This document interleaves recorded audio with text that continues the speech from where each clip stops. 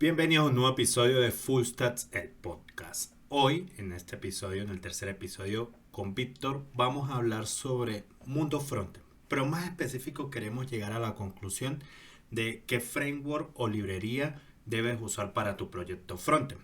Pero vamos a retomar un poco desde la historia hasta qué framework estamos usando actualmente. Bueno, mucho frontend en este episodio. Está muy interesante. Pasamos desde lo que usamos al principio hasta lo que estamos usando actualmente, las mejores prácticas, etcétera. Estuvo muy chévere. Antes de comenzar el episodio, no olviden suscribirse en el canal de YouTube. No olviden darle like, obviamente. Y recuerden que ya estamos en Spotify, en Google Podcasts, en Apple Podcasts, etcétera. Y pues también que tendremos una pequeña sorpresa ahí con algo llamado Patreon. Si quieren saber más, que estamos planeando este tema de Patreon, etcétera, comenten acá, denle like, qué quieren saber, quieren indagar de qué trata esto. Y nada más, síganos en Spotify y comenzamos el episodio. Bienvenidos.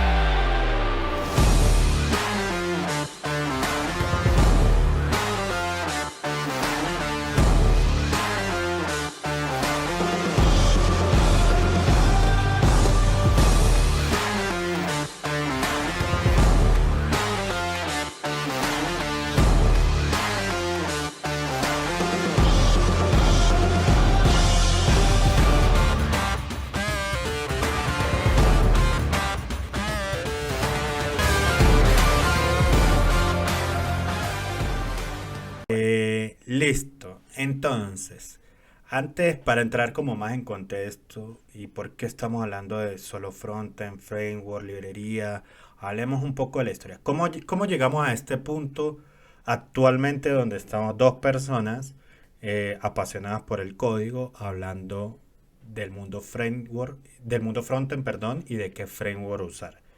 Porque, ¿cómo empezó esto? Y data no es hace mucho tiempo. Todo esto creo que empieza con el boom de la que llaman la web 2.0, donde todo empieza para poder crear aplicaciones de más del lado del cliente es con Ajax. Entonces, primero, ¿qué es Ajax? Para los que no saben, venga, ya le busco aquí exactamente el significado en Wikipedia. Ajax, acrónimo de Asynchronous JavaScript and XML o XML. Es una técnica de desarrollo web para crear aplicaciones web asíncronas. Estas aplicaciones se ejecutan del lado del cliente, es decir, en el navegador de los usuarios mientras se mantiene la comunicación asíncrona con el servidor en segundo plano. De esta forma es posible interactuar con el servidor sin necesidad de recargar la página. Y esto es muy importante, porque ¿cómo se creaban los websites antes, Víctor? ¿Cómo era Sí, ese...? Tú cuando empezaste a desarrollar ya existía Ajax, me imagino, ¿verdad? Obvio. sí, realmente, si no estoy mal, estaba recién comenzando. Recuerdo cuando estaba haciendo las pasantías de la universidad. Recuerdo que estábamos haciendo una aplicación con PHP y justamente entre mi compañero y yo estábamos viendo que estaba Ajax y él me estaba hablando, mira, no hay que recargar y no sé qué. Y esto pues al final vino como una mejora para lo que es la experiencia de usuario, porque digamos que antes de la manera en la que lo hacíamos era que teníamos una página estática eh, que agarraba y renderizaba, bueno, como una página estática no, venía del backend ya procesada, y se mostraba en el frontend con todos los datos que vinieran de la base de datos o cualquier otra cosa. Entonces, si nosotros necesitábamos hacer un cambio, una búsqueda, por ejemplo, qué sé yo, una búsqueda de una lista de automóviles, pues había que navegar a la lista de automóviles desde la página, o sea, el usuario tenía que hacer clic en la lista de automóviles y esa URL hacía una requisición al backend y la página se refrescaba, es decir, había que esperar a que la página volviera a refrescar, que recibiera los parámetros del backend y de esa manera populara una template que devolvía hacia el frontend toda la lista de automóviles. Entonces así iba navegando uno. O sea, eso de que, qué sé yo, estoy escribiendo un email y estoy haciendo un adjunto, lo grabo el adjunto se va cargando eh, mientras yo sigo escribiendo mi email o cualquier otra cosa que vaya pasando, eh, el archivo se va subiendo mientras voy escribiendo. Todo eso es ya más que todo lo que hablábamos de Ajax. Pero Sí, antes era así, había que recargar sí. cada Y página. esto, ojo que ahora la historia es cíclica y en tecnología tampoco escapa y ya vamos a llegar a un punto donde ahora otra vez estamos haciendo eso. Claro, de Sí, mejor manera, pero bueno, ya ahora llegamos a sí. hablar de eso. Eso lo hablamos un poquito el episodio pasado, ¿no? Exacto, también Casualmente. de server-side rendering. Listo, entonces, sí, eventualmente no, perdón, en ese tiempo, esto limitaba crear aplicaciones robustas, o sea, donde había mucha interacción. No limitada, sino que todo era como decía aquí Víctor, actualizar. Entonces la experiencia, pues, no era muy agradable. Con todo el tema de Ajax, pues esto ayudó muchísimo a crear como ya no tanto websites, sino más aplicaciones web. Es donde empieza todo este boom. Creo que el tema con Ajax nació 2004, 2005 creo que fue. Si más no estoy seguro. Sí, antecedente. Bueno, ahorita yo leí ese dato en esa Me fecha. suena, aquí dice el 2005 y me suena Ujú. precisamente por el tiempo que te estoy hablando. Yo me gradué de la universidad en el 2012, recién entré en el 2007 y más o menos iba. Sí, no estaba, o sea, llevaba como unos. Yo hice esas primeras pasantías a mitad de la carrera, creo que fue por el 2010. Llevaba 5 años, pero no sé por qué al momento no habíamos escuchado, y por eso era como que estaba algo nuevo. Capaz en ese momento la información no estaba viajando tan rápido, pero Sí. De hecho, aunque yo me acuerdo que fue no sé cuál fue ese switch tuyo para que dijiste, amo esto. A mí por lo menos todo el tema de Java, C++, cuando me enseñaban en la universidad, pues aquí nos desviamos un poquito, pero es como para dar cómo era la web. Java, C++, o sea, sí, era chévere, hacía cosas de explicaciones de escritorio en la universidad, bien, pero en ese momento como que no sentía todavía esa chispa así como que amo esto. A mí me pasa exactamente igual. es cuando utilizo PHP y en PHP llamo a la base de datos MySQL, me traigo información y la renderizo. Ahí es como que, wow, o sea, y todo cochino ahí, ¿no? Todo en un HTML, bueno, no, en un punto PHP, Sí, pero un todo template. ahí, la query, la variable sesión, todo ahí. Y uno pegándole ahí hacer un for ahí de una query de la base de datos, a mí eso me pareció, ahí fue cuando yo dije, wow, o sea, esto me gusta y me gusta muchísimo. Entonces, eh, ese sí fue mi switch, no sé si a ti te pasó. Y bueno, y así era como era la web. Yo tengo una historia particular, Henry, con respecto a esto, porque recuerdo que en la universidad nosotros, ojo, en ese tiempo no era solo PHP, estaba JSP y ASP. Eh, Y nosotros estábamos viendo aplicaciones en Internet 2, creo que se llamaba la carrera. Eso fue, perdón, la materia. Eso ¿Se fue muy llamaba así? cómico. Internet. Sí, aplicaciones de Internet 2. Entonces recuerdo que era interesante porque habían tres grandes proyectos digamos, en la clase, ¿sí? Y nos estaban dando, en esa materia, nos estaban dando, era JSP, que creo, si no estoy mal, a lo mejor aquí me equivoco, pero me parece que estaba ASP, era en orden de popularidad, era PHP o capaz estaba medio agarrando popularidad ese No, tiempo. primero PHP después, o sea, primero eran JSP, JCP y después ASP. creo que sí. Ok. Bien, yo había visto ASP en aplicaciones web uno, no me gustó. Horrible. Vi JSP, estaba un poquito mejor, pero tampoco me llamaba la atención porque JSP estaba basado en Java y ASP estaba basado C era Sharp, en bueno, C punto Sharp, .NET. creo. Era punto .NET. Pun- Eh, Era lo antes entonces, de punto .NET, creo, ¿no? eh, No, mentira, ya, bueno, SP. no me acuerdo muy Sí. bien. Ahí sí estoy tirando flechas, pero el punto es Ah, que bueno, nos es punto estaban, .NET, ASP es punto .NET, obvio. no, nos daban, no, pero creo que ASP. Creo que ASP se empezó a llamar ASP.NET después. Sí, Eso no ¿eh? estoy completamente seguro, pero me suena que las cosas los tiros van por ahí. Sí. Capaz ahorita Ujú. lo podemos buscar mejor. Pero el punto es que ya había visto esas dos. Justamente nos estaban dando JSP y no nos habían dado ni papa de PHP y no había, digamos, entre comillas, esperanza de que nos fueran a dar PHP porque digamos, la materia era de básicamente JSP. Entonces, la particularidad que tenían estos tres grandes proyectos era que los tres equipos podían elegir eh, el lenguaje que quisieran para hacer el proyecto. El proyecto era una aplicación web. Y lo chistoso fue que nadie eligió JSP, lo que estaban dando. Todo el mundo se fue por PHP.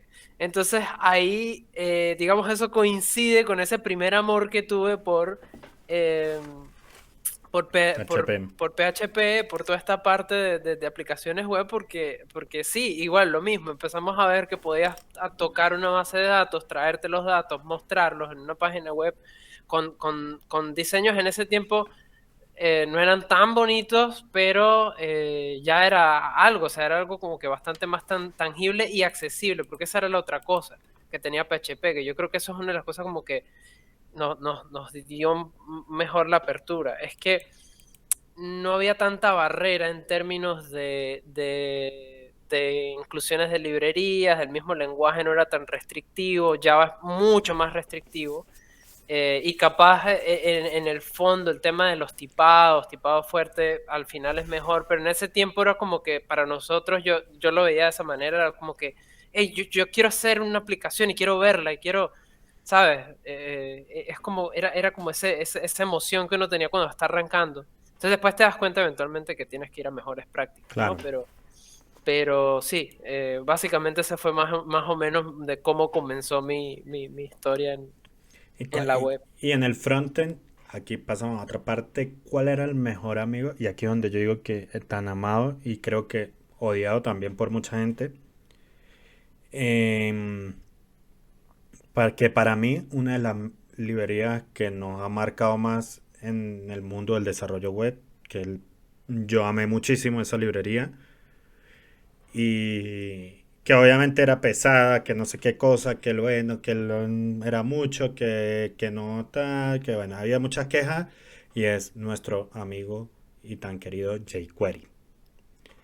Ah, sí, sí, sí, sí, claro. Entonces, ¿por qué nombró jQuery? Porque jQuery también hizo como que parte importante de la historia de esto, de los nuevos frameworks, de las nuevas librerías. Todos estos nacieron, los primeros nacieron en mejorar jQuery, porque querían mejorar jQuery. jQuery era una capa, pues, si quieres buscamos aquí el concepto exacto. jQuery es una popular librería de JavaScript que fue creada por John Resich en el 2006, man, ahí mismito, con el objetivo de facilitarle el uso de JavaScript en los sitios web de los desarrolladores. ¿Y esto por qué?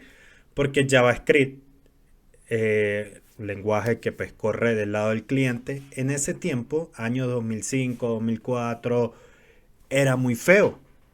O sea, no había buenas prácticas, usted podía hacer muchas cosas, para manejar el DOM de la página era muy feo, no, o sea, era muy horrible. Entonces, ante todo problema, nace una ¿Qué solución. tal, qué tal los objetos estos para hacer requisiciones al servidor XML HTTP request? Con el Ajax El, el Ajax en jQuery. ajá, que Uf, eso lo implementaron mucho más sencillo en jQuery. O sea, estaba la Claro, capa encima y te ayudaba a abstraerte de todo este objeto que para manejarlo con ciertas cosas era un poquito más complicado, ¿no? de Entonces eso hecho, hacía feo JavaScript. sí, y el manejo del DOM era feo también. Ujú. Ahorita han mejorado muchísimo. O sea, de hecho, después la última estándar es sobre todo que donde hace el switch en EMAScript 2015, sí, EMAScript 6, 5, la del 2015, que es Sí. donde hace, creo que es 6, ¿no? Sí, donde hace ese switch y cambia muchos estándares y donde empiezan muy buenas prácticas. Obviamente, pues JavaScript tiene sus cositas y no hay que vivir con eso, no pasa nada. Pero pues mejoró muchísimo. Sí, el 6 es De, el 2015. exacto. ECMAScript 6 es Ajá. el 2015. De hecho, yo fui unos, o sea, para los que, o sea, aquí hay un tema, ¿no? Hay muchas veces que uno aconseja también esto, pero uno aconseja también desde el lado como falso de uno porque uno no aprendió así.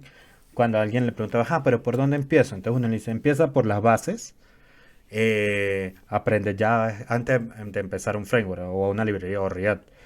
Aprende por las bases, aprende primero el lenguaje, HTML, CSS, JavaScript purito. Pero yo no aprendí así. Yo aprendí No, con ni yo. jQuery. Yo también, y dando mucho golpe. O sea, Exactamente. dando muchos tumbos. De hecho, yo creo que hay un balance ahí. Yo creo que capaz y...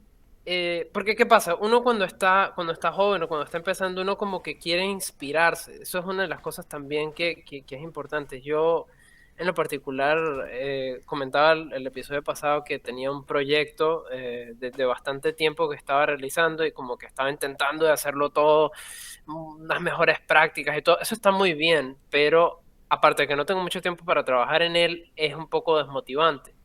Entonces, ¿a qué quiero llegar con esto?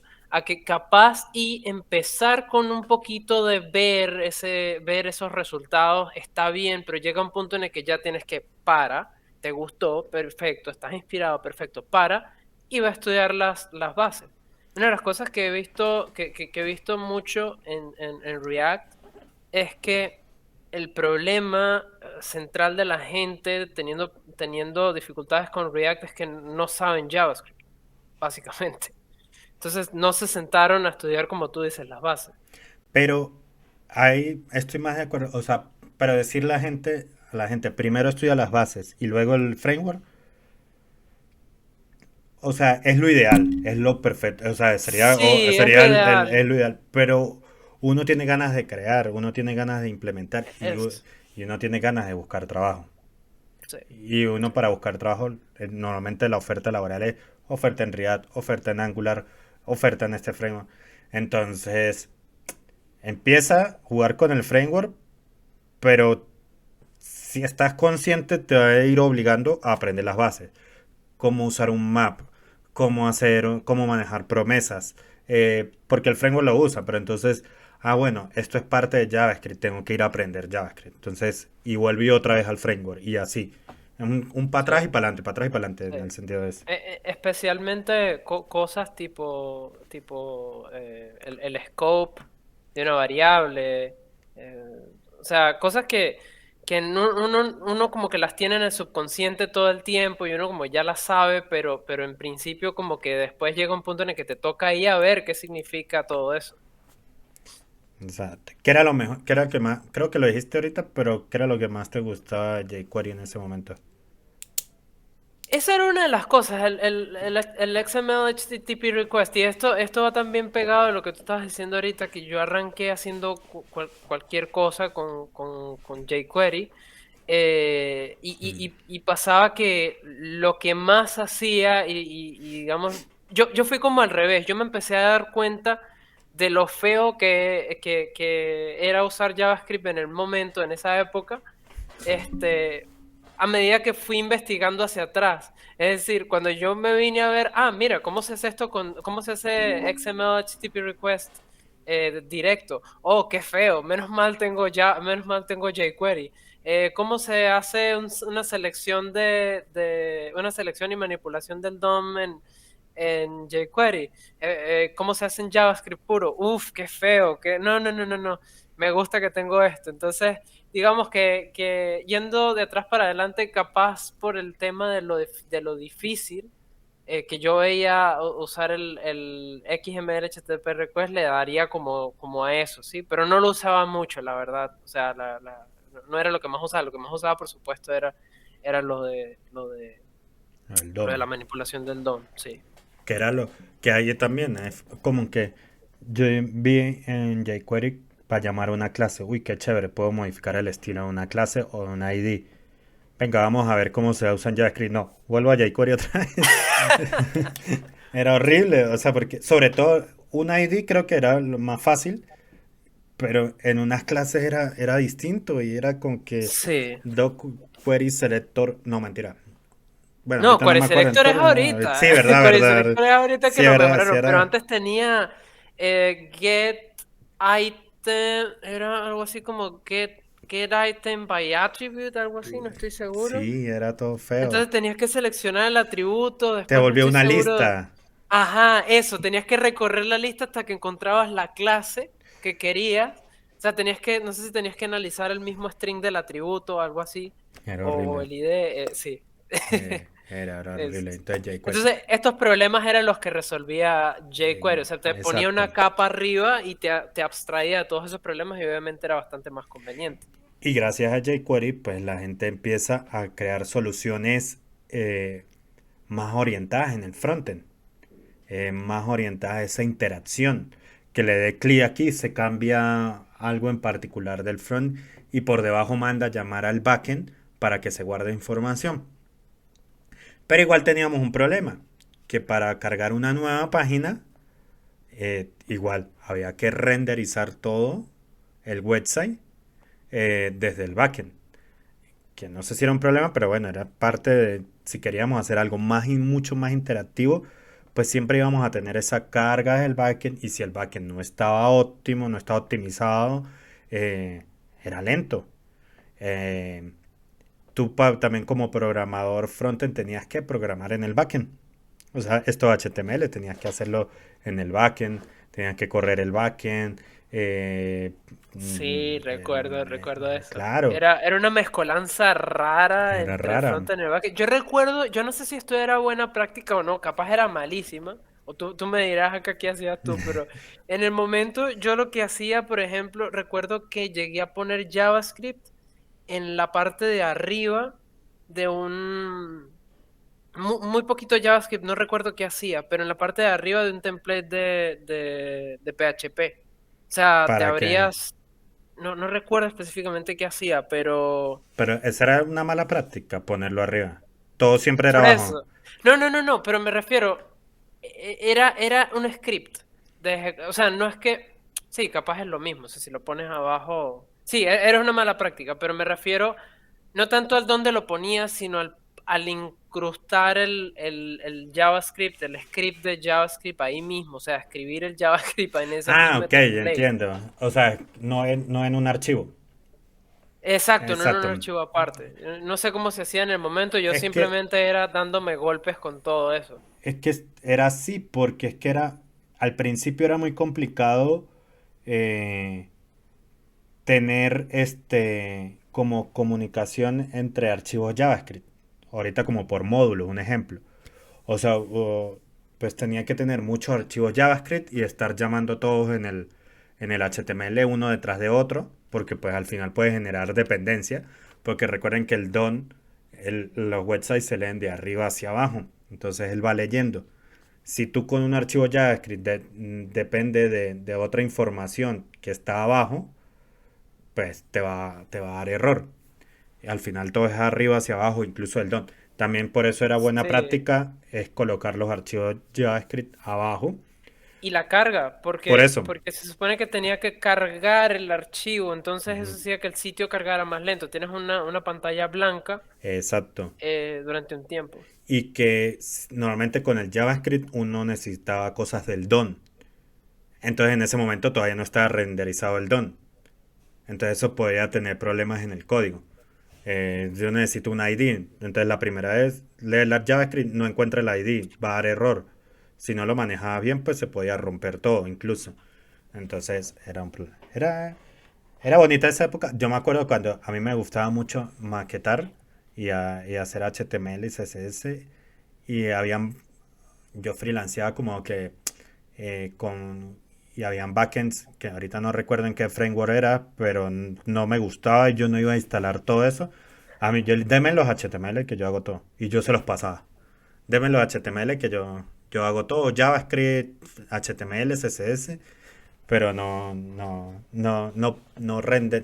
corría el framework backend porque yo decía, no, pero esto y de aquí que genere, todo eso era muy engorroso. Creo que el frontend, ahorita que estoy viendo, como que el frontend tiene menos paciencia, ¿verdad? Sí, sí, sí, sí. Pareciera, sí, sí. Sí. Justamente mientras ibas hablando, estuve buscando un proyecto, el proyecto de la universidad en GitHub y me Claro. da cringe esto, por mi vida del pasado, me da pena. Y sí. No, pero uno estaba aprendiendo en ese Sí. momento. Todo metido en un solo método, todo ahí. Nah. Sí, sí, sí, sí. ¿En qué era? ¿En PHP? Estaba PHP, era PHP. Estoy justo Yo me viendo. acuerdo que en la universidad usé G como framework. Y ese G, de PHP. sí. No lo conocí. Era como chévere, pero a la vez no. Ahí fue cuando entendí más los frameworks, porque pues antes era PHP puro. Entonces, claro, este G te daba mucho CRUD. Ah, ya, ya. Entonces, listaba tablas y eso, pero no me gustó al final. De PHP, no, mucho después probé un tiempito Laravel, que estaba muy, muy interesante. Pero antes creo que Symfony también lo vi. Eh, Laravel me parece que sigue bastante sí. vigente. Me parece que está De bastante. hecho, hablando de jQuery y una relación ahí con PHP, P- que van de muy de la mano. O sea, creemos que no, pero jQuery y PHP van muy de la mano. ¿Por qué? Mm. Por gracias a nuestros amigos de WordPress. Todos los websites de WordPress, yo no sé ahorita cómo será eso, cómo estarán construyendo los websites de WordPress, pero todo WordPress, todos los temas de WordPress eran, WordPress corre a base de PHP claramente, pero Sí. todos los temas tienen o tenían jQuery. Entonces eso quiere decir que la web, todo en el mundo, está sobre PHP y sobre jQuery. Porque WordPress es el que más, uno de los que Sí, más tiene impacto en la web. O sea, a nivel sí, de... creo que todavía. Sí, Sí, sí, sí. total. No hay. No tengo ese dato ahorita, pero estoy casi seguro, yo lo escuché y WordPress corre sobre... O sea, la web corre sobre WordPress prácticamente. Es como que PHP y jQuery es el 80%, una vaina así, de todo el Mm, mundo. mm. Es Sí, absurdo. sí, sí. Justamente viendo el código ya recordé bien, ¿no? En realidad lo que hacía de JavaScript en la parte de arriba era incluir el archivo, los archivos, que es lo Mm, que decías, no mm, estaba buena práctica eso, había que ponerlo era abajo. ujú. Pero no, lo que recuerdo que hacía mucho que no estaba seguro si era buena práctica o no, es que hacía en la parte de arriba, hacía las llamadas a la base de datos y todo eso con PHP. Ah, con PHP. No, pero está Revisaba bien. sesión, Eso las lo variables de hacía. ambiente. Eso yo lo hacía también. Ah, bueno, entonces no estaba tan... Pero es que creo que había que hacerlo. Estoy casi seguro. Porque es lo Sí, yo creo que no primero. había otra manera. Exacto. Porque era lo primero que leía el backend. Sí. Capaz lo que podía haber hecho mejor era incluir lo que sea el script en lugar de escribir el script en la misma página. O sea, Ah, como tener bueno. un PHP Claro. único dedicado Sí, separado obvio. para eso, pero... Pero yo no sé si antes, o sea, igual había que tener, para combinarlo con, para renderizar había que hacer a juro eso. Ah, sí, porque no tenías acceso a las variables, ¿no? Claro, creo. Hmm, está volviendo a PHP. Sí, este podcast se volvió pre-programming en PHP. A ver, comparta pantalla. Sí, sí. Y volvemos a las bases. Listo, entonces, jQuery. Entonces, ¿qué? ¿Qué era lo bueno de jQuery? Bueno, ya repasamos que todo lo que nos ayudó en manejo del DOM, en todo lo horrible de JavaScript en su momento, él nos puso una capa extra.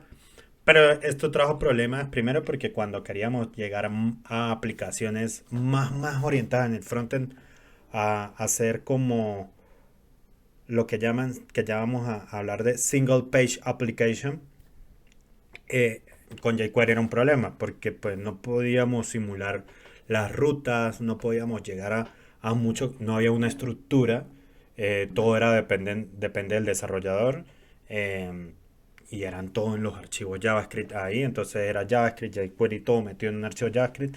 Si los desarrolladores no tenían buenas prácticas, era horrible leer ese código.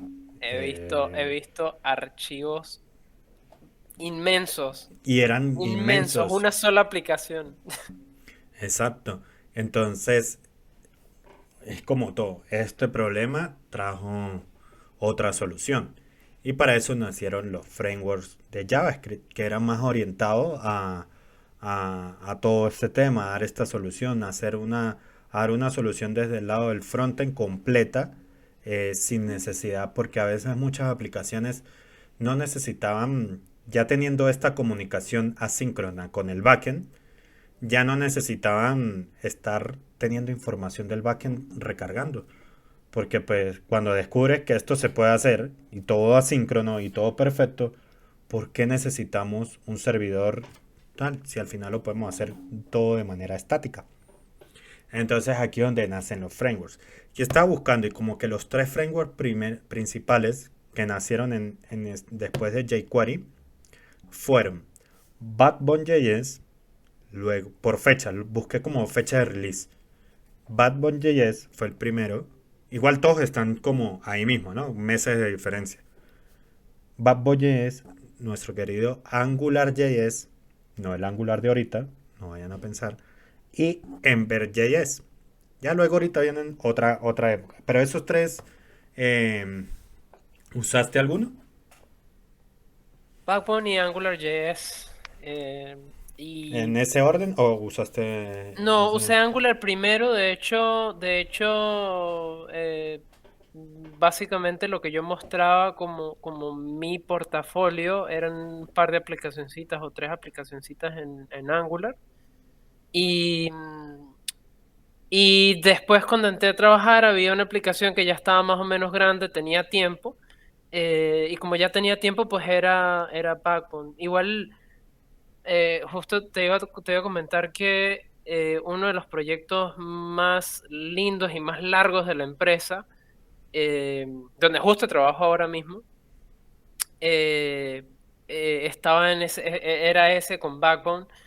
Y la verdad es que, digamos, el compañero de trabajo, hoy en día el director de operaciones de la compañía, tuvo una muy buena visión con respecto al código, lo organizó tan bien y empezamos a trabajar tan bien que era hermoso, o sea, eso era fácil de trabajar, no, estaba muy bien organizado, o sea, era muy bien. Y creo que si no estoy mal, como un comentario extra ahí, utilizaba, creo que utilizaba jQuery por debajo. Backbone utilizaba jQuery Sí, utilizaba para el jQuery. manejo del DOM.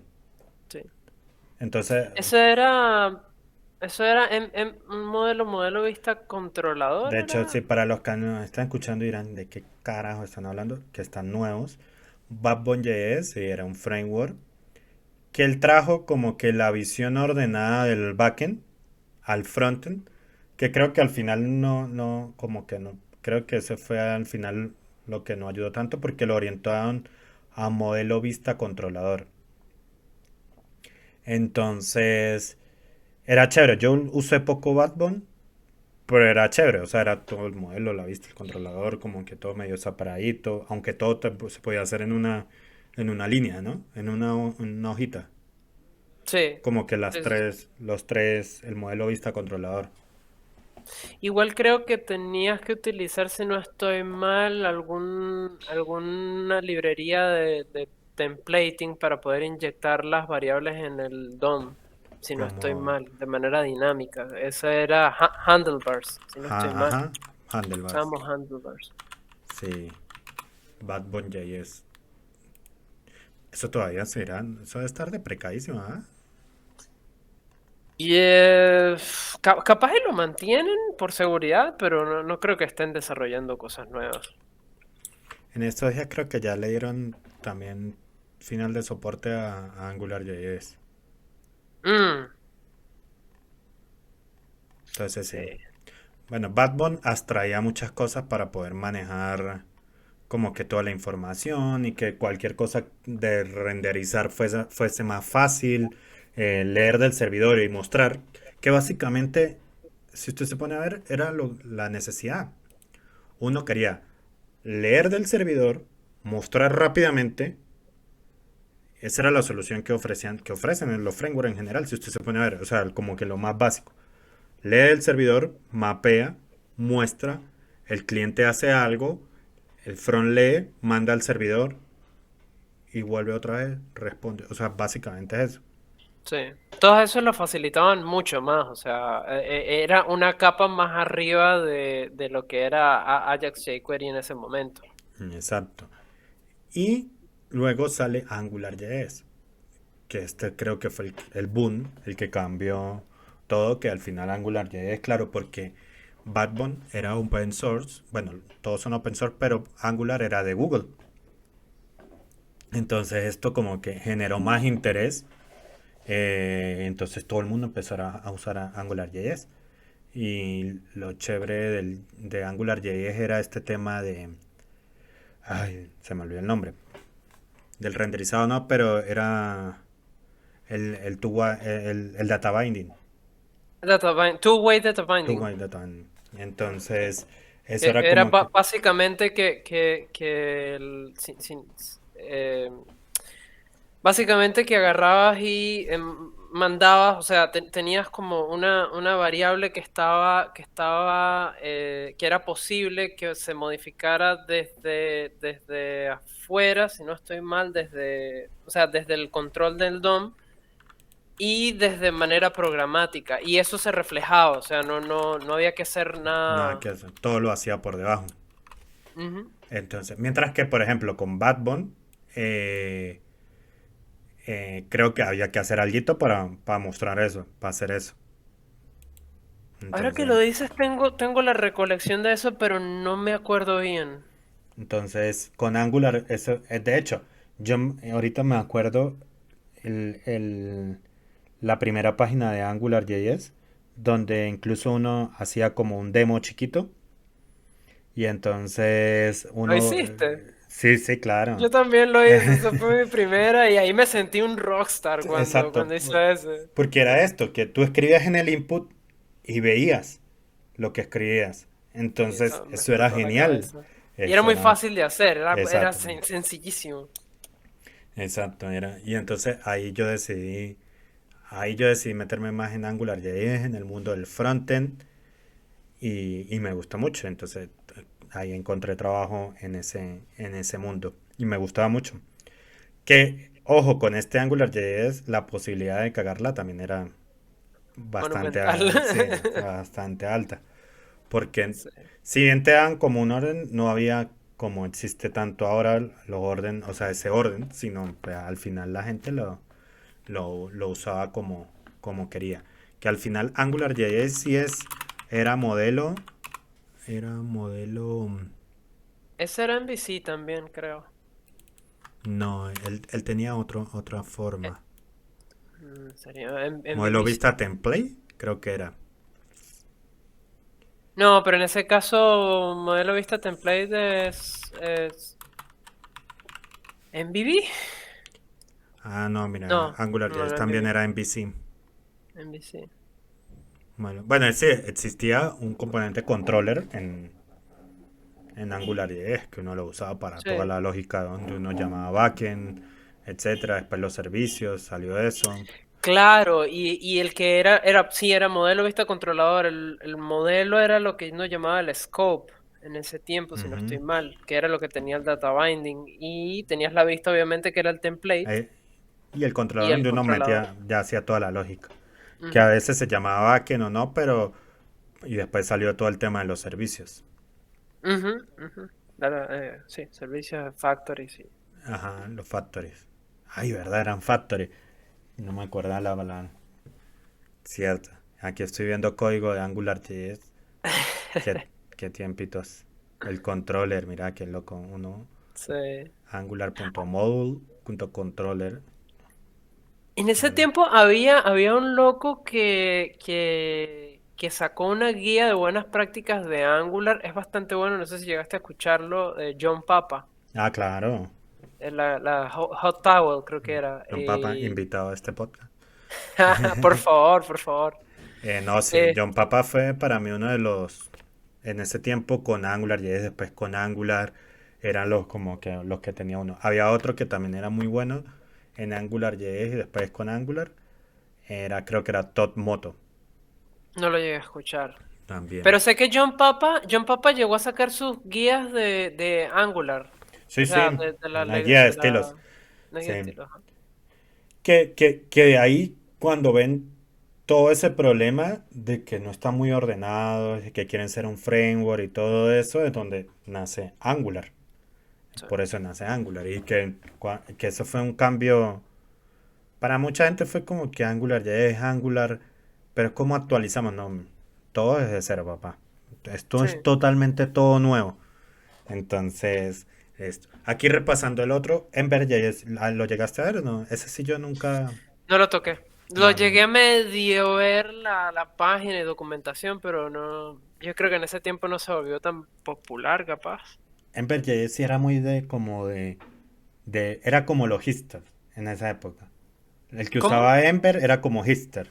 Ah, como. Ok, ok, Sí, listo. Como, como quien está usando Svelte ahorita. exactamente. Aunque Svelte supuestamente que está agarrando bastante popularidad. Sí. Creo que agarra popularidad cuando ya empresas lo empiecen a usar como principio. Yo he tenido ganas de usarlo a ver, para probar, pero no, no lo he usado. Listo. Tenemos un cliente que está literalmente que no quiere usar React, no quiere usar ¿Pero por qué? Next, quiere usar Svelte. No, no nos explicó, pero Ah, ok. bueno, él, O sea, sí, sí, tiene, sí, ya está seguro que lo que quiere usar. sí, él lo que quiere es Svelte. Pero señor, para verle no tenemos desarrolladores. Sí, sí, sí. De hecho, se planteó que trabajáramos, que tomáramos un tiempo para aprender Svelte, pero ellos dijeron no, preferimos que le den el React si ustedes saben más React, y en el futuro, si queremos cambiar a Svelte, nosotros cambiamos o les pedimos a ustedes que lo migren. Eso fue todo. Eh, pues sí, todavía, o sea, lo que he visto de ver por ahí todavía son pruebas ahí de concepto, aplicaciones chiquitas, o sea, no, no he visto nada ahorita que yo diga, esta gente Mm, está, todavía le falta, todavía falta. Lo que pasa es que también los tres, React, Vue y Angular, ya están muy fuertes, o sea, sí, ya acapararon mucho mercado y hacer ese salto siempre es sí, costoso para la empresa. sí, sí, sí. Listo. De esos tres, de esa primera camada de frameworks, antes de que llegara React, ¿te acuerdas de otro? Yo enumeré esos tres, pero no sé. No, no recuerdo algún otro. Del frontend no. Listo. Y de ahí nacen también, por problemas que no solucionaban estos frameworks, nacen soluciones. Y entonces nace React, que React dice, venga, yo no quiero ser un framework, yo veo que algo que sí me parece súper. No sé si lo inventó la gente real, yo obviamente creo que no, o cómo nació ese concepto, es que eh, la web son componentes. Mm. Todo es componente. Existía, yo no sé si vino antes o después de eso, pero me parece que estaba la implementación de Web Components eh, ya No, me de los imagino. estándares de la web, pero no estoy Tenía, seguro de tenía que eso. existir antes porque pues audio es un web component, la etiqueta de Mm, audio. mm. Entonces, lo que no sé si existía libremente para que cualquiera pudiera crear su propio web components. Sí, de hecho, de hecho, llegué a ver gente que lo hacía, pero al final, no sé si era por conveniencia, era a lo mejor capaz un poco más fácil, más directo el React. capaz, A por mí el me motivo. gusta mucho todo el concepto de Web Components. De hecho, en la empresa usamos. Mm, eh, yo he hecho unas que otras cositas y me gusta. Y hay ya librerías, incluso framework que ayudan a crear esto. Stencil es una, brutal. Es una capa mucho más arriba, entonces pues te ayuda a muchas cosas como Angular. mm. Entonces, eso. Y ahí nace React. Y lo bueno de React es que todo lo orientan a componentes. Pero es una librería, que es muchas de las cosas que confunde la gente. Que piensan que tratan a React como framework y en realidad no. Es una librería. Entonces, eh, nace Una React. librería Incluso para antes. UI, Para, se llama. ajá, Ajá, orientada a para UI. UI. Por eso, orientada a crear componentes. Que después, obviamente, viendo todo este como que las cosas que podían hacer, pues se hizo más robusto la interacción del usuario, ¿no? Para crear con React. Pero yo veo que React es más, React nace en el React First Release, First, déjeme, aquí busco rapidito, en el 2013. Pero yo no empiezo a escuchar React sino hasta mucho más adelante. Como en el 2016, creo. Lo que Sí, pasa es que React creo que pasó por varias transformaciones, o al menos recuerdo que cuando arrancó no era tan sencillo de utilizar. De hecho, la manera de declarar los componentes era bastante más complicada. Creo que tenías que escribir, o sea, no existía, porque ojo, aquí en el React ahora está mucho lo que es el JSX, que es el lenguaje, entre comillas, es un lenguaje digo entre comillas porque no es realmente un lenguaje nuevo, pero es lo que te permite hacer el templating de HTML. React con el HTML, el JavaScript con el HTML, todo en el mismo documento. Exacto. Que esa era una de las cosas que a mí no me gustaba de React. Mm. Por las que no empecé por React en su momento. Como a meterme de React. No, o sea, no me gustaba más. Y React que, necesita más orden ahí, o sea, necesita más un framework en ese sentido. Por eso es que pero no, no. al final creo que está bien que sea una librería. Sí, Porque al final solucionan distintos problemas, que es lo que queremos llegar exactamente. aquí. Con React, tú podías meter la librería de React en un proyecto backend, renderizaba el website del backend, leía React y ya podías usar todo lo de React en ese proyecto. Y eso era pues chévere. Así yo creo que hay muchas aplicaciones actualmente construidas, muchísimas. Gatsby, yo construí una así. Pero Gatsby es un framework, ¿no? Sí, pero te da server-side rendering. Exacto. Pero por lo menos no hablo de estas nuevas, sino por ejemplo, he visto gente que usa Django y los HTML, devuelve los HTML de Django y Ah, con React. Entonces no usan jQuery, ajá. sino usan React. Devuelven un archivo, claro, devuelven Claro, un como en archivo trabajar normal, website, parseado. pero entonces el backend te da el HTML y ya tú Ujú, empiezas a jugar con el JavaScript, con React después de que se renderice.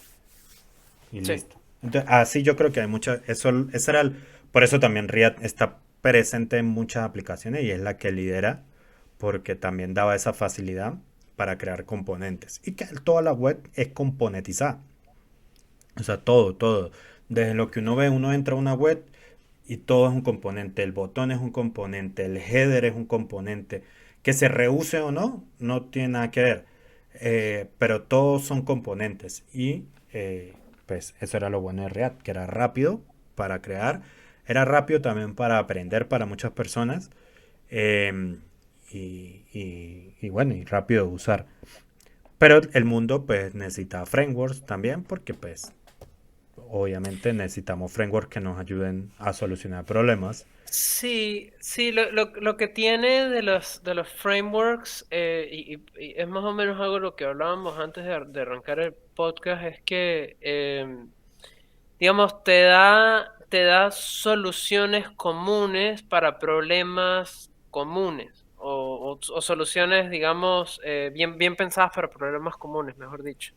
Entonces, de cierta manera, eso, digamos, pone una cierta opinión del framework en lo que uno está haciendo. O sea, en React es desorden y todo lo que tú quieras hacer como tú lo quieras hacer, ¿sí?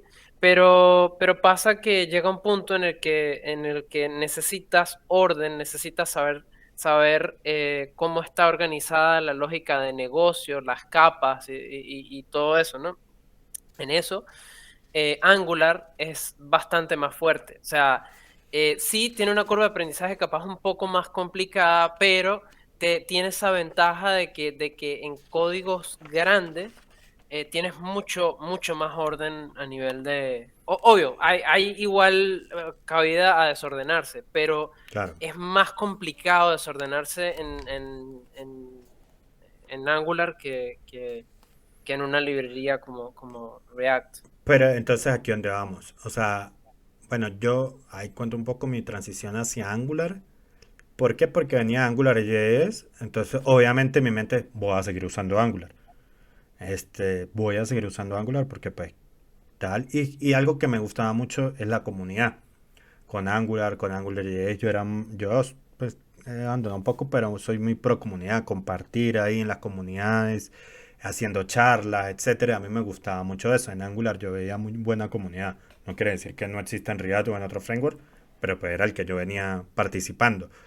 Y hago la transición a Angular o algo totalmente distinto, ya es otra cosa. Y esto viene acompañado de TypeScript. Y todo el mundo aprende el TypeScript, que es pues este lenguaje, si se puede decir lenguaje de programación, que es otra capa más de JavaScript, donde te permite, pues su principal característica es el tipado estático, el tipado estricto, perdón.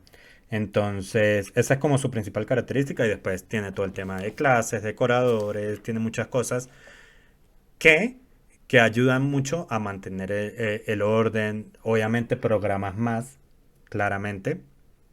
Entonces es como el trade-off ahí con, por ejemplo, con Pero es React. una inversión, eso Sí, realmente al final es una inversión. O sea, exacto. a eso le vas a ver el queso de la tostada al final. Y muchas veces que, no, que React, o sea, al final los dos a veces no solucionan el mismo problema.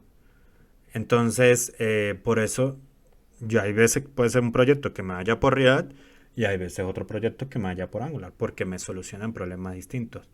Sí. Por ejemplo, la Single Page Application, que ya ahorita vamos a hablar un poco del renderizado y con eso terminamos.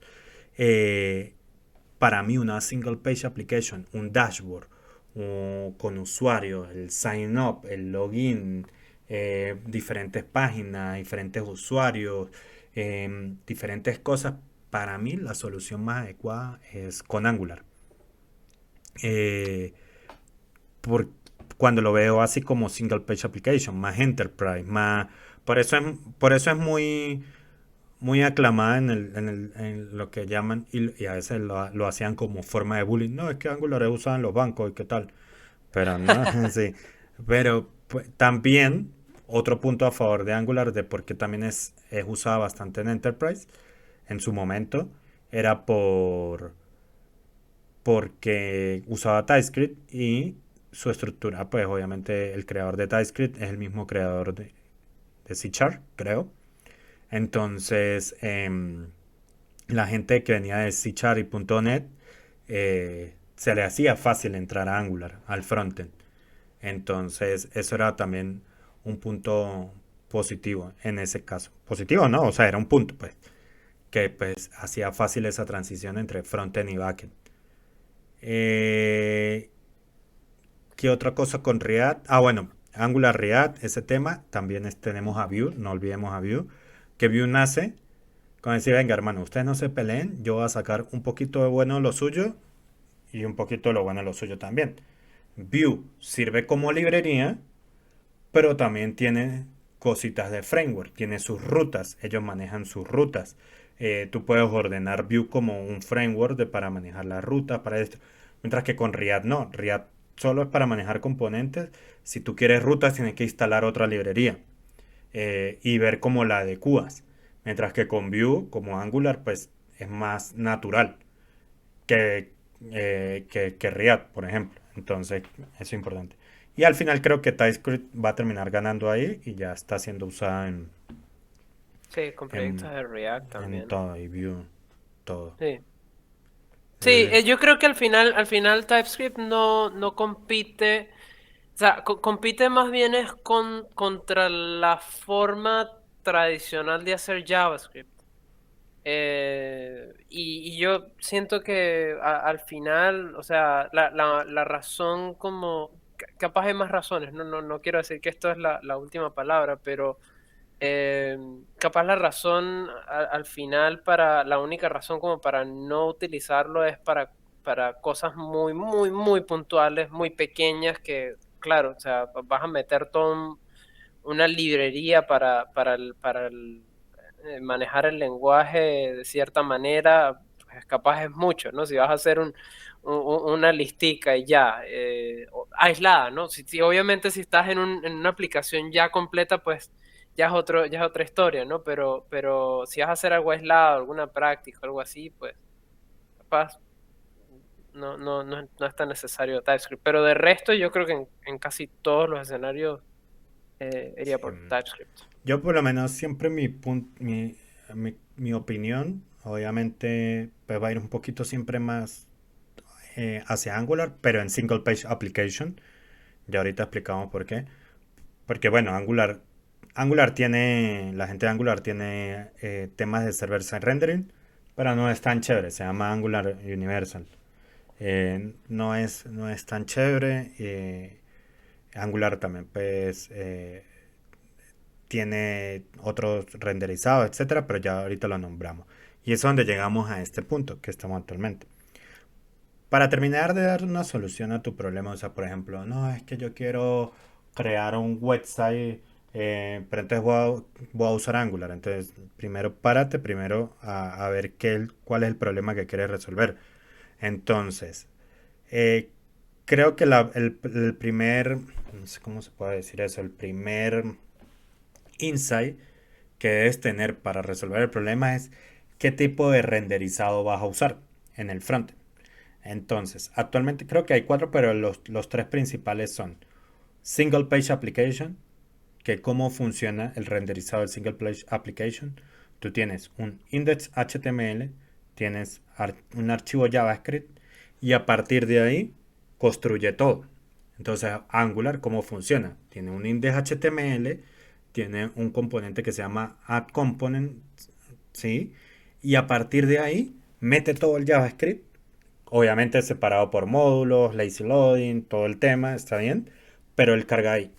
Y en React también, tú tienes como tu componente principal y en Vue también, y a partir de ahí empieza a meter todos los componentes, los JavaScript, todo, y después tú compilas todo eso, tú haces el bundle, perdón, y subes a un servidor estático. Aquí no necesita Nginx ni nada, sino simplemente un servidor estático. ¿Qué pasa con esto? ¿Cuál es el problema con la Single Page Application? Que a la hora del SEO, pues el robot de Google va a empezar a leer y que se va a encontrar con algo que dice add component, pero no le va a decir nada. Entonces, como que, ajá, ¿y dónde está el texto? El texto se renderiza con JavaScript, pero es un problema para el robot de Google. Creo que el robot de Google está mejorando con respecto a eso y está leyendo luego JavaScript, pero no es Sí, tan óptimo.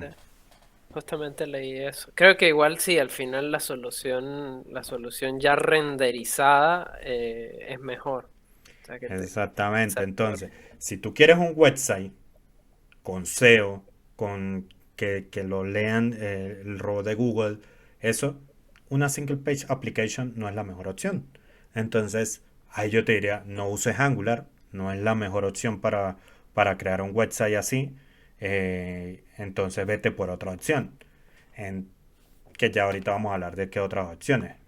Como React con framework como Next.js, Gatsby.js, Vue con Nuxt.js, no sé si tiene otro para temas estáticos, pero bueno.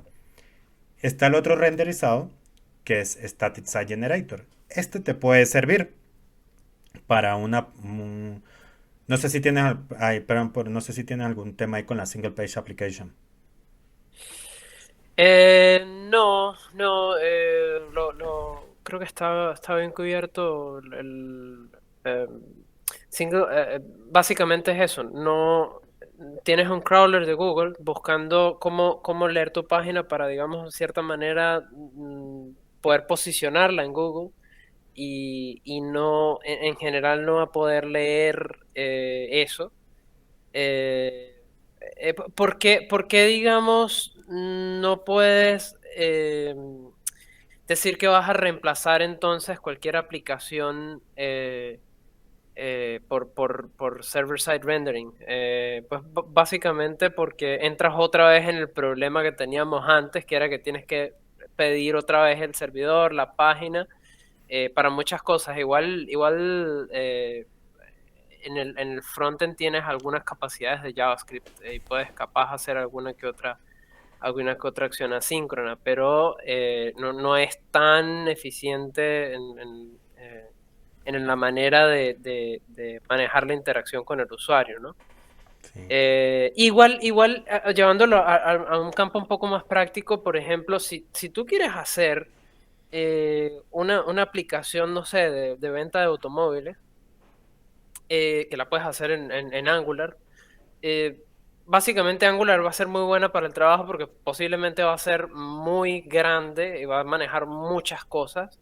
Entonces está muy bien eso, pero tú la aplicación como tal, donde vive la aplicación en Internet, en la URL o en el dominio que viva esa aplicación, capaz no te importa tanto que esa aplicación se posicione como tal. O sea, que tú llegues y digas, ok, yo voy a entrar en este link en Google y ya entré en la aplicación. No tiene mucho sentido, ¿por qué? Porque tú puedes entrar a un login y no entender qué está pasando. O sea, ¿qué es esta Mm, aplicación? Nadie te lo explica. Lo podrías hacer también como parte de esa página, pero igual tienes el problema de que no te vas a poder posicionar bien. Entonces, ¿qué pasa? La gente hace landing page, por ejemplo, es un caso exacto. práctico, y las hacen aparte, ¿sí? Exacto. Entonces, esas landing pages las hacen con server-side rendering y ya ellas cumplen la función del SEO y una vez que la gente entra, digamos, ese es el lado del marketing de la página, una vez que la gente entra, se compromete o se hace engage con el contenido, le interesa la aplicación, ahí sí tienes un link dentro de esa misma landing page hacia la aplicación que está hecha en Angular, que cumple otro propósito diferente al de la landing page. De hecho, esa es como la estrategia más popular que existe y es la que uno recomienda cuando quieren, porque muchas veces el cliente no sabe y tampoco tiene por qué saber, pero entonces orientarlo de esta manera, mire, haga unas landing page para el tema de SEO y luego pues la aplicación, por eso uno ve la aplicación en app.com con un subdominio que se llame app. Esto era la single page application. Claro, esto también traía problemas porque con el boom de los frameworks y librerías JavaScript estábamos cayendo en la excesiva solución de que todo era una single page application.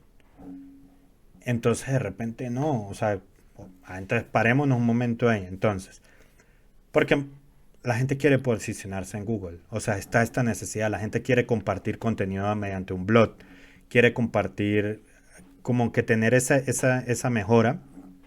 Entonces, aquí existe otro renderizado que puede ayudar con esto y ya le explico cómo funciona, Static Site Generator. Y el Static Site Generator es que las soluciones que te va a dar es que te va a ayudar con el tema de SEO y te va a ayudar a posicionarte en Google. Pero igual mantiene lo del servidor estático. Entonces, ¿qué hace esto? Tú construyes tu aplicación y puedes construir un blog. Básicamente se ve mucho para blogs, el Static Site Generator, y para páginas así. Y tú ya construyes las páginas. Entonces puedes llamar a un servidor si quieres o no, etcétera. No, aquí sí no es recomendable usar login, signups, todo ese tema, porque como funciona el Static Site Generator es que cuando tú mandas a hacer el bundle, él crea todos los HTMLs. Entonces, te crea ya los HTMLs, iba a decir, te crea creados, o sea, te da los HTMLs ya creados, por ejemplo. toda tu página. Entonces con JavaScript él construye el HTML y te lo pone en una carpeta. Entonces ya cuando tú lo subes a un servidor estático y el robot de Google venga a leer esa página, ya existe texto en ese HTML, pero porque ya fue construido previamente en el bundle. ¿Cuál es el problema de esto? Cuando necesitamos muchos datos dinámicos, pues se puede volver un problema porque, por ejemplo, ¿por qué no es recomendable usar temas Static Site Generator para aplicaciones con autenticación? Porque cuando hace el bundle, la aplicación, ahí tú no sabes si el usuario está autenticado, si no, porque no. Entonces él hace en bundle, lee todo el JavaScript, construye los HTML, construye las páginas que tenga que construir. Con el framework o librería, pues te ayuda a ir a las rutas, pero ya el robot de Google, cuando entra, ve el HTML creado. Esta es como la diferencia del Static Site Generator. Por eso se usa también en el Static Site Generator, se utiliza mucho Markdown para blogs, porque es más fácil así de por medio de un Markdown ya construye una página, un blog y hay framework y servicios dinámicos para ir a las páginas y todo esto y te construye todo esto previamente. Incluso tú puedes con el Static Site Generator llamar a un backend para el blog para traerse los datos del blog, pero el backend lo va a llamar en la hora de construcción. Entonces, por eso el backend no tiene que ser autenticado ni nada. Entonces, es para ayudar a este tema. Ojo, me imagino que sí, pero no es la mejor solución. En Static Site Generator, en React existe Next.js, existe Gatsby, en Vue existe Nuxt.js, no sé si en Vue existe otro. En Angular hubo una solución que hicieron open source. No sé en qué estado está actualmente. Estuvo interesante. Yo lo probé un tiempo. Que se llama una librería que se llama Scully. Te ayudaba para hacer todo este tema de Static Site Generator con Angular. Entonces quiere decir que sí se puede con esto. Pero si necesitan como otra cosa más, un framework o una librería para ayudar a hacer estos bundles. Y esto ayuda a muchas cosas, porque tú querías posicionarte, pero no querías tener todo el tema del servidor, no querías tener un backend, no querías tener como que todo esto. De hecho, esta combinación es muy común porque se le llama JANStat. No sé si la han escuchado, entonces, que básicamente es el nuevo... JavaScript, Angular. No, Perdón, JavaScript, no, no. Eh, el Gems Tag. Sí, sí, sí, sí, ya ya me no. acordé, sí, sí. Tenía que ver con Sí, es como los. que dice, es el nuevo estándar de arquitectura web que utiliza JavaScript, utiliza... Ay, te le digo cómo es el acrónimo. Y Markdown. O sea, ellos se especializan es porque sea con Markdown, porque es más fácil para renderizar las páginas. JavaScript, APIs y Markup, que es todo el tema de Markdown. Lenguaje de markup. Y ya. Listo. Eh, este casi no es muy usado. Creo que es el que de los tres es el menos usado a nivel de... Creo que también por desconocimiento y porque prefieren usar otra solución. Pero si por lo menos a ustedes le dicen un cliente, este, quiero, quiero crear un website que se posicione en Google, eh, pero pues ustedes no ven necesario tener un servidor backend, etcétera. Claro, ¿qué pasa? Aquí no estoy seguro cómo funciona Gatsby y Nets en tema de Static Site Generator, pero por ejemplo he visto que para crear una página nueva tienes que hacer otro build de la aplicación. Entonces, obviamente, hacer un bundle para que pues construya el HTML y lo ponga ahí en el servidor estático. Entonces, me imagino que debe ser así. Cuando dices página, ¿te refieres a una sección nueva de la página O por lo menos un o blog, una publicación? un post nuevo. Por lo menos en Puede funcionar Gatsby, dinámico. si el archivo existe, si uno crea el archivo, cuando carga la página, él ya va y lee una colección de archivos, va y lee un source y te trae todos esos archivos. Igual eh, lee, sí, lee y no, a ver. No, tengo que recordar un poco más eso, pero me parece que como que sí tienes razón, me parece que hace otro build para hacer el renderizado de todo eso estático, para Sí. entregarlo Y aquí estático. empezamos hablando de server-side rendering y terminamos hablando de server-side rendering. Entonces, por eso dijimos que igual como la historia en la tecnología también es cíclica, pero siempre con mejoras, ¿no? Obviamente es cíclica, pero no quiere decir que es lo mismo de antes, sino mejora.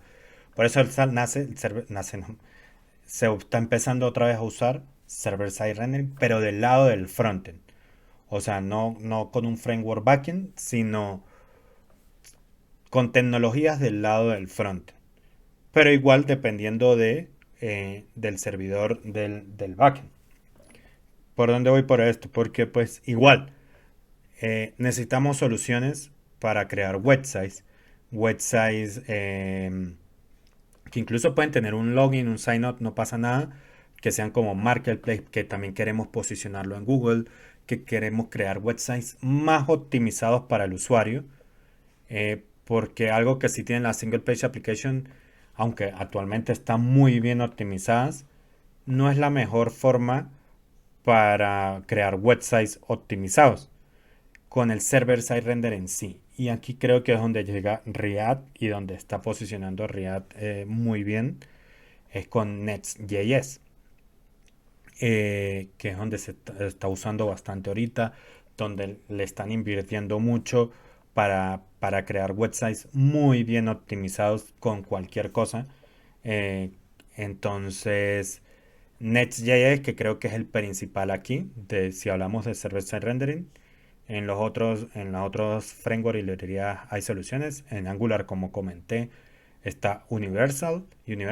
En Vue existe Nuxt.js, que es como la contraparte de Next, pero con Vue. Em, pero Next.js para mí, sí. O sea, si tú quieres crear un website utilizando la ventaja del frontend para crear componentes, interactuar con un backend, etcétera, pero que ya el backend te dé construido ese website, ese HTML, para que desde el frontend lo puedan, para que el robot de Google lo pueda leer claramente y tenga buen SEO, todo este tema, la mejor opción es Next.js con server-side rendering. Eh, Ahí no sé si has usado Next. Yo lo he usado muy poco. Me gusta. La verdad siento que con el tema de las páginas, o sea, es bien y entiendo. Lo que hay que tener cuidado ahí es que si vienes del mundo de single page application, con cosas con Angular o con React puro, tienes que entender que primero, cuando estás corriendo el servidor, no estás corriendo un servidor de frontend, ahí como que corriendo ahí, tú puedes ver un console log y todo eso, porque no, él está corriendo sobre el backend. Ese es como que el switch que hay que pasar ahí, porque hay muchas cosas que tú dices, ah, yo voy a usar un local storage. El internet te dice no, o sea, te puede dar error, porque el local Sí, porque storage tú lo puedes. no tienes acceso Exacto. en el momento de renderizado de la Ah, página, no estás haciendo el renderizado en momento. el, en el browser, en el navegador, por tanto no tienes acceso a eso. Pero ¿qué es lo bueno de Nets? Que sí puedes tener acceso una vez sea renderizado. Entonces tienes que jugar ahí como que ya saber cuándo sí usarlo, cuándo no. Em, Tú puedes obtener como que variables del servidor y te construye. Lo que pasa es que Nets está creado muy bueno por esto porque no era como antes que decíamos que antes era un problema que te construía el HTML, ni siquiera te construía, te daba el HTML Sí, con todos los archivos y esto no era óptimo. Mientras que actualmente ya con Nets te crea los componentes en el backend, te construye, o sea, tú tienes los componentes y él ya te construye el HTML a partir de esos componentes con el JavaScript y te lo da. Y es mucho más rápido. Es crear websites sí, de verdad muy, muy, muy rápido. sí, sí, sí, sí, sí. Y tienes la ventaja de que todavía puedes obtener un poquito de la parte de SEO, si no estoy mal, ¿no? Exacto. Entonces es muy, muy bueno. Hay una cosa que quería comentar, ojo, yo he hecho páginas en Static Site Generator y entre la terminología estaba como un poquito confundido, para ser honesto. Y quería como ahondar un poquito en la diferencia, porque parece que la diferencia entre Static Site Generation y el Server-Side Rendering es un poco sutil. Ujú, Pero voy a comentarla y me dices si esto parece que tiene sentido. En Server-Side Generation, pues básicamente podríamos pensarlo como una especie de lo que hacíamos con PHP, pero mejorado, utilizando frameworks de frontend.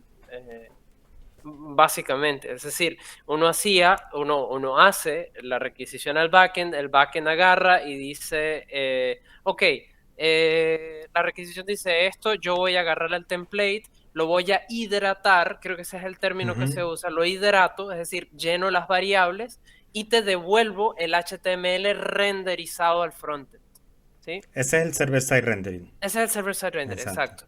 Y el static site generation, como tú bien decías, y tienes toda la razón, ahora recuerdo bien en Gatsby, que es static site generation, básicamente cuando uno va a publicar el sitio de cierta manera, el proceso es bastante más complejo que eso, pero cuando uno va a publicarlo, pongámoslo todo en una cápsula, tú tienes que hacer un proceso que se llama build, que básicamente agarra todo el compendio de templates, de HTML y de dónde esté guardado digamos, la data. En este caso hablábamos de Markdown.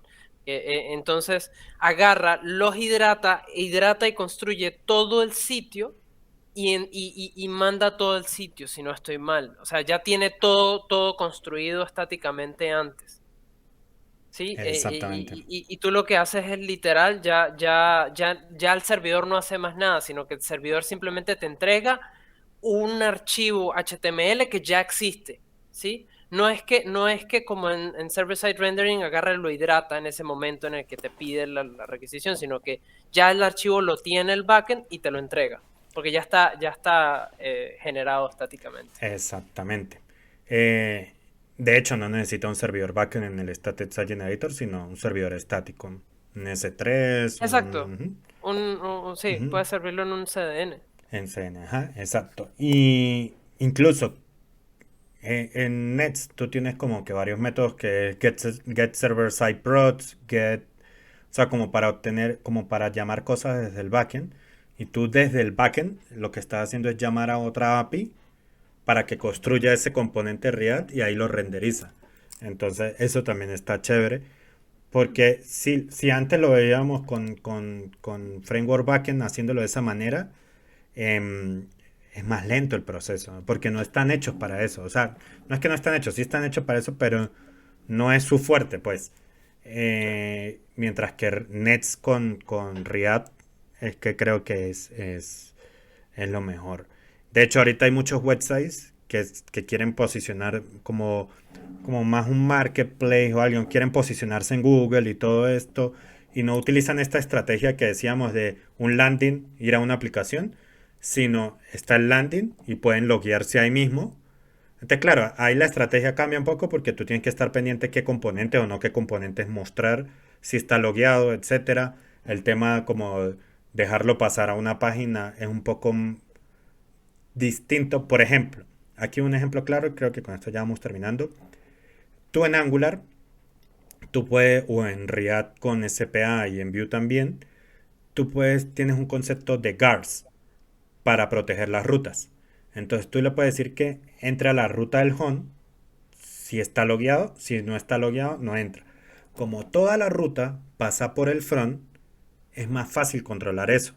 Porque tú dices, bueno, este tiene token, no me lo deje pasar al home. Pero por más de que tú quieras entrar al home, no te va a dejar. Porque todo está en el JavaScript y ya él ya sabe. Las rutas se manejan por JavaScript y ya él ya sabe. Con el server-side rendering, la estrategia cambia. Porque tú vas a entrar al home, pero sí te va a dejar entrar. Entonces, ahí lo que yo he visto que hacen muchas cosas, no sé si tú has usado Vercel. Vercel. No. Vercel es, Lo conozco de referencia, pero no lo he usado. Vercel es como, es del, bueno, Vercel son los que hicieron Next.js. Entonces es como el servicio más fácil para subir aplicaciones en Next.js. Con un clip sube todo Es y más fácil que Netlify. es mucho más fácil porque es de ellos. Wow. Es más fácil y es mejor. Wow, incluso imagínate, yo pensaba que Bueno, Netlify es es lo una mismo, cosa mentira, es lo fácil. mismo. La forma de subir es lo mismo. Lo que pasa es que ellos, como son los dueños de Nets, o sea, los creadores de Nets, pues te dan como más optimizaciones.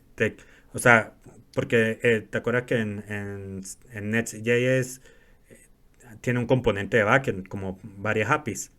Tú puedes crear APIs incluso ahí mismo. Ujú. Eh, Creo que con Vercel como que te saca cada API en diferentes landas. Oh, Entonces, eso, o sea, tiene un componente de infraestructura más robusto, orientado a Nets, porque pues es lo que ellos desde ellos. quieren, es de ellos. Ah, bueno, entonces, la estrategia que hacen, por ejemplo, y eso lo puedes ver cuando entres en una página que tú quieres entrar, no estás logueado o se te venció el token o algo así, pero quieres entrar a una página, te va a dejar entrar, pero te va a marcar todo como cargando. Si lo es, o sea, todo va a estar cargando, porque la estrategia ahí es, yo te dejo entrar, pero desde el lado del frontend voy a ver si está logueado, si tiene token o no, para yo loguearme. Mientras tanto, te voy a decir, todo esto está cargando así con scaffolding, así, tu. Si no está logueado, te redirijo, pero entro a la página.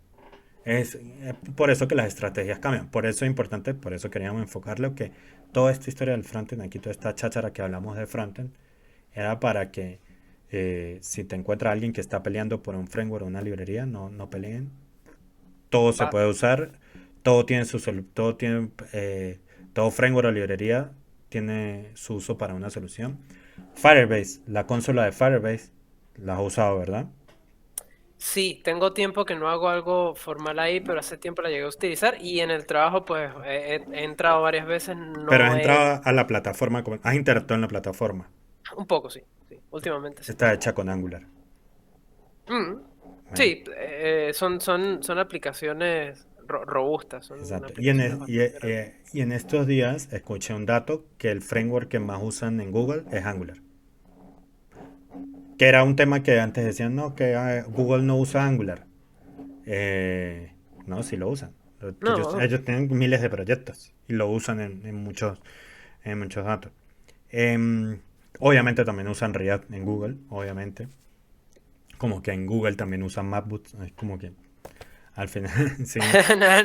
no, Pixel, ¿es Pixel es que se Sí, llama? No, hay Pixel una, Books, o el creo. Chromebook, el Chromebook. Chromebook. Hay uno que creo que Pixel también, algo así. Que yo lo usé y no. Ese sí. No, No. no, Es pero es como que una esos son para tablet. usos. Ajá, es como una tablet con Ujú, teclado y ujú. ya. Exacto. No se puede programar. Se, se puede, sí se Bueno, puede. Hay maneras, pero no es práctico, esa es la cosa, no es muy práctico. exacto. Dije, Por cierto, capaz esto ya es para otro capítulo, ¿no? Pero ahí descubrí que hay maneras de servir. De hecho, hay proyectos open source que te permiten servir ¿cómo se llama esto? A VS Code, a Visual Studio Code en un navegador. no, sí, ya existe. GitHub tiene uno, creo. No me acuerdo. Sí, sí los Entonces, tiene. sí. Sí. Y la otra manera que es más Blistat, creo que se llama, es otro. BlizzStack. Creo que sí. Que uno programa ahí para hacer pruebas y eso ya tiene Ajá. Angular y todo. Y la otra es que te descargues un cliente de SSH y puro Vim o Emacs. Ese podemos dejarlo para otro episodio, los editores. Exactamente. Y Beam. Y NeoBeam. Sí, Vim Neo. Sí. Listo, entonces eso es lo que queremos que les quede claro. No peleen por framework o librerías. Adecúen su solución al problema que tienen, porque al final por eso es que nos pagan para resolver problemas, o para eso es lo que creamos cosas. Entonces, no sé si quieren agregar algo más, Víctor. Sí, que al final ahí está el valor real, yo creo, de lo que nosotros como profesionales de la tecnología tenemos que aportar a la industria, ¿no? O sea, las decisiones de cierta manera no pueden hacerse a lo loco, tienen que hacerse opinionadas. Y creo que eso es lo que empieza de cierta manera a empezar a hacer la diferencia entre un senior y entre un junior, ¿no? Un junior no te sabe decir por qué usa algo, simplemente lo usa y Y no ya. tiene por qué saberlo tampoco. Sí, O sea, en el momento exacto. no. O sea, En el momento no, pero eventualmente sí. llega un momento que tú no puedes seguir avanzando en la carrera si no sabes Claro. por qué estás utilizando o por qué decidiste una tecnología en particular. O sea, no. ¿Por qué? Porque simplemente las empresas al final de todo necesitan hacer dinero y no van a hacer dinero con una solución que no es robusta, que no es escalable, que no es fácil de mantener. O sea, para el caso específico, ¿no? En el que se va a trabajar. Entonces tienes que dar la mejor solución que puedas con un razonamiento al problema que estás teniendo. Capaz ese es el mensaje, o sea, al final, nada, tienen que ir formándose sus opiniones y tienen que ir tomando decisiones conscientes sobre las tecnologías que van a utilizar para solucionar diferentes problemas. Y como dijo Henry, no se peleen más, los casos de uso son diferentes. Una cosita que no hablamos, que es interesantísima de Vue, por ejemplo, es que te permite, es progresiva y te permite utilizarla también pedacitos de Vue en otros framework, algo que está interesante. Yo no lo he probado, pero sí está, lo hablan como una de las bondades más fuertes de Vue. Pero me fue un poquito por la rama. Nada, eso, no se peleen más. Eh, Tecnologías hay buenas para las soluciones específicas, solamente lean, investiguen y traten de tomar la mejor decisión basada en una opinión que ustedes mismos se formen. Listo. Y coméntenos aquí de qué quieren que hablemos en el otro episodio. En los siguientes episodios, ahí tenemos varias ideas, pero pues la idea es escucharlo y leerlos. Y recuerden suscribirse en el canal de YouTube. Recuerden empezarnos a seguir en las plataformas de podcast, en Spotify, Google Podcast, Apple Podcast, por ahí, que ya empezaremos a subir ahí contenido. Y vamos a ir sacando clips durante la semana. Y listo. Muchísimas gracias a todos. Muchísimas gracias por acompañarnos hasta aquí. Denle like, suscríbanse, campanita, todo eso. Y chao. Un abrazo. Chao, chao.